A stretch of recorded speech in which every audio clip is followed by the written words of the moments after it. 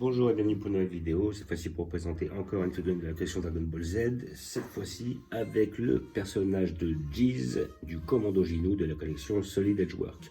Voilà, donc deuxième figurine sortie de cette collection-là, de cette, on va dire de ce petit package où ils vont nous sortir les 5 figurines du Commando Ginu. Donc là, ils sortent au compte-gouttes, ce qui me dérange un peu, je vais bien aimer les avoir toutes d'un coup. Voilà, donc là, à peu près toutes les 2 semaines, ils en sortent une. Là, on a le personnage de Jeez. Il y a 2 semaines, c'était Ginu. Et puis, après le prochain, on va voir. Le prochain, allez, je parie sur Bartha. Voilà, je pense que c'est Bartha qui va sortir. Après, Ricom, Guldo. Et Guldo sortira forcément, enfin, d'après ce qui est dit, avec le socle, de façon à pouvoir mettre les 5 dessus. Et là, nous avons la pose de base. Alors, je ne sais même pas, parce qu'ils ont tellement eu des différentes des poses, mais là, c'est les poses où, en fin de compte, ils sont quand même assez symétriques. Là, on a la pose de Jeez, et de souvenir, je crois que c'est Guldo qui a la même pose. Et puis après, on voit effectivement Bartha et Ricom qui montent leur fion. Voilà, si c'est bien celle-là. Donc voilà, donc c'est pas la meilleure des poses, hein. J'en ai vu des un peu meilleures. Il y en avait une où effectivement, je crois qu'on voit Guldo qui fait un petit peu le penseur avec la main qui se tient la tête. Il y avait des poses un peu mieux. J'ai l'exemple dans la collection dramatique Showcase, ils ont sorti le Commando Ginu, mais il y a un certain temps. Et en fin de compte, je trouve que les poses étaient mieux. Donc voilà. Mais bon, après, ça c'est personnel. Après, il y en a, et je sais que bon, elles étaient toutes quand même, sur la collection de Shibankuji, elles étaient quand même assez basiques, on va dire, sur des positions peu dynamiques. Mais comment dire, voilà, les personnages étaient de face, comme la plupart des figurines de la collection de Shibankuji, parce que c'est des figurines qui sont très peu dynamiques. Mais elles donnent aussi, elles sont pas mal. Voilà, donc figurine à 30 euros. Voilà, donc 30 euros, dans les magasins spécialisés, vous l'aurez à peu près à ce prix-là, peut-être un peu moins cher, un peu plus cher, c'est vous qui voyez. Et là, nous avons notre personnage de Jeez qui, je le rappelle, avait été tué par Vegeta. Voilà, donc Vegeta, on se rappelle que c'est quand même lui qui a buté les 4/5e des forces spéciales, car il n'a pas buté Ginu. Ginu s'étant réincarné, ou disons qu'il s'était transmuté dans le corps d'une grenouille. Et comment dire, par contre, oui, effectivement, même si c'est Goku qui a vaincu Rikum et Bartha, c'est Vegeta qui les a achevés. Même si c'est Gohan et Krillin qui avaient affronté Guldo, c'était Vegeta qui avait buté Guldo. Et à côté de ça, c'est Vegeta en 1 contre 1 qui avait buté Jeez après avoir fait des gros progrès et avoir gagné un Zenkai face à sa défaite face à Rikum. Voilà, donc nous allons l'ouvrir pour voir ce que ça donne.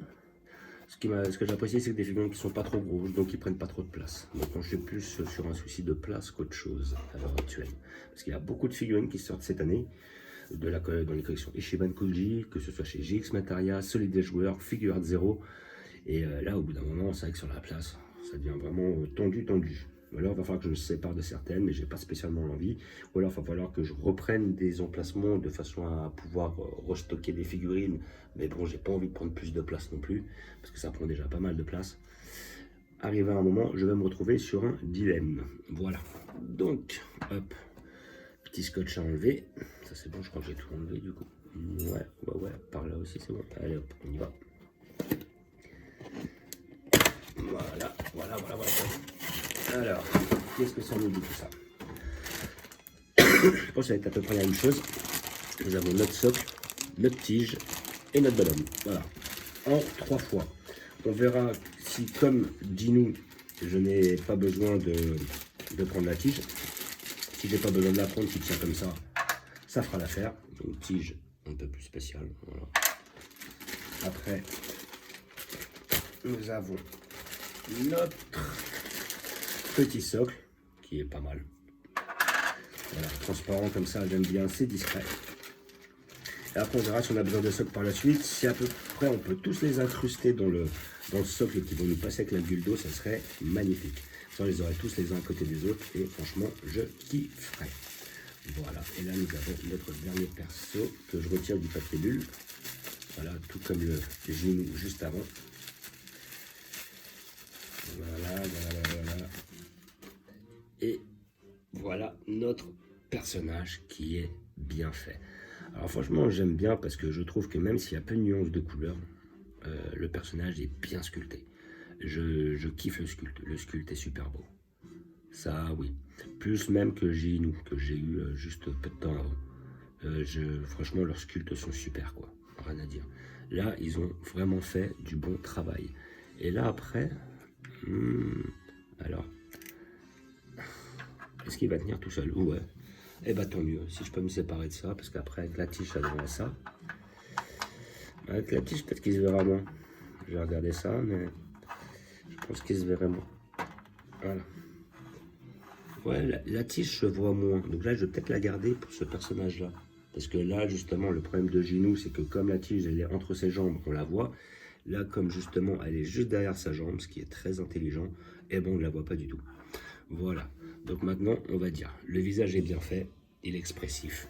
Comment dire, j'aime bien les petits détails sur le dispositif ou le radar ou le scooter, les gens appellent ça comme ils ont envie.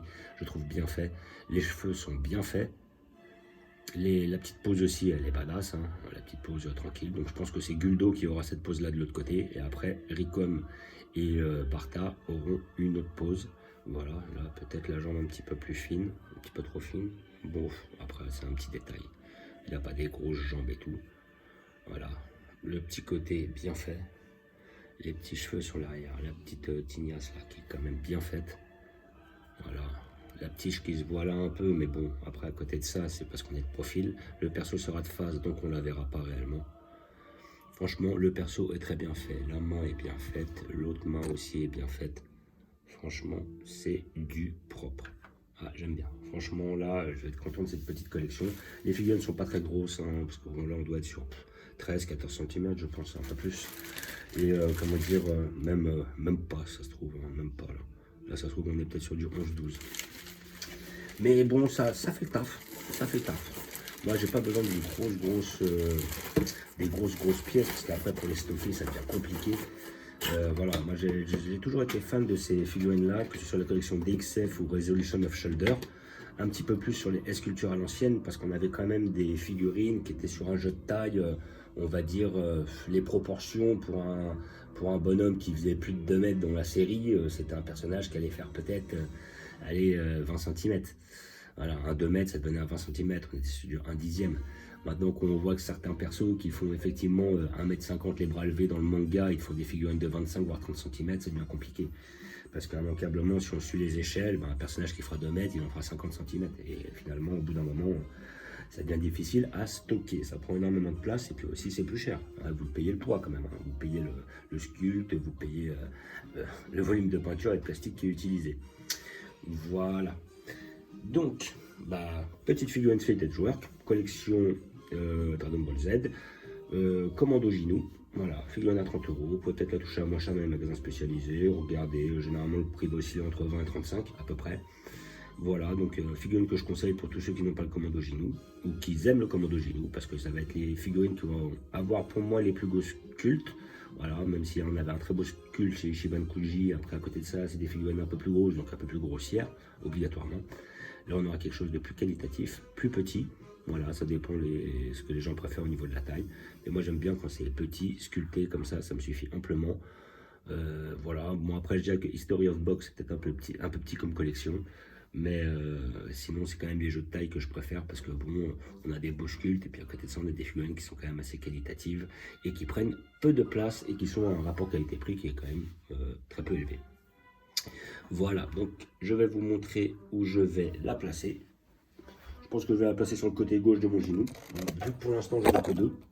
Alors le but, c'est vraiment d'avoir les 5. Ça me ferait chier de passer à côté d'une d'elles. Voilà, donc moi j'avais déjà le Ricum de la collection GX Materia et je vais mettre mon petit Giz juste ici. Voilà, à côté de mon Gino. Voilà, et comme j'ai dit, les figurines qui sont derrière, qui sont du même arc, c'est-à-dire l'arc Namek, vont être surélevées de façon à ne pas gâcher les forces spéciales d'attaque ou entre autres le Commando Gino. Mais sinon la figurine est quand même pas mal.